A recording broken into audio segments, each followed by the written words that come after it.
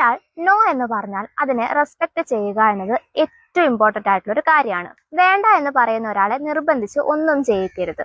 അതിപ്പോ കുട്ടികളോടാണെങ്കിലും അങ്ങനെ തന്നെ.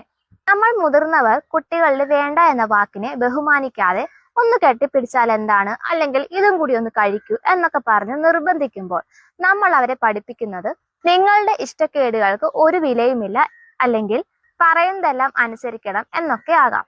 ഇത് ഒരുപാട് അപകടങ്ങൾ വിളിച്ചു വരുത്തും. നമ്മളിപ്പോ കുട്ടിയുടെ സമ്മതമില്ലാതെ അവനെ നിർബന്ധിക്കുന്നത് പിന്നീട് ആ കുട്ടി മറ്റൊരാളുടെ വേണ്ട എന്ന വാക്കിനെ ബഹുമാനിക്കാതെ പോകുന്നതിന്റെ പ്രധാന കാരണമാകും. ഒരു ഉദാഹരണം പറയുകയാണെങ്കിൽ, കുട്ടി അങ്കിളിനെ കെട്ടിപ്പിടിക്കാൻ ഇഷ്ടമല്ല എന്ന് പറയുമ്പോൾ പോയി കെട്ടിപ്പിടിക്കുക, അല്ലെങ്കിൽ മോശം കുട്ടിയാകും എന്ന് പറഞ്ഞ് നിർബന്ധിച്ചാൽ കുട്ടി അവന്റെ ഇഷ്ടമില്ലായ്മയെ മറികടന്ന് മറ്റൊരാൾക്ക് വേണ്ടി വഴങ്ങാൻ പഠിക്കുകയാണ് ഇവിടെ ചെയ്യുന്നത്. കുട്ടികളെ ഇത് പഠിപ്പിക്കാനുള്ള 2 വഴികൾ ഇതൊക്കെയാണ്. വേണ്ട എന്ന് പറഞ്ഞാൽ നമ്മൾ അംഗീകരിക്കുക. ഒരു കുട്ടി വേണ്ട എന്ന് പറഞ്ഞാൽ ശരി, നിനക്ക് ഇഷ്ടമല്ലെങ്കിൽ വേണ്ട എന്ന് പറഞ്ഞ് ആ വാക്കിനെ ഉടൻ അംഗീകരിക്കുക. ഉദാഹരണത്തിന്, കെട്ടിപ്പിടിക്കാൻ നിർബന്ധിക്കരുത്, പകരം കൈ കൊടുക്കാൻ മാത്രം അവരോട് ആവശ്യപ്പെടുക. ഇനി ലളിതമായി വേണ്ട, മതി എന്നൊക്കെ പഠിപ്പിക്കുക.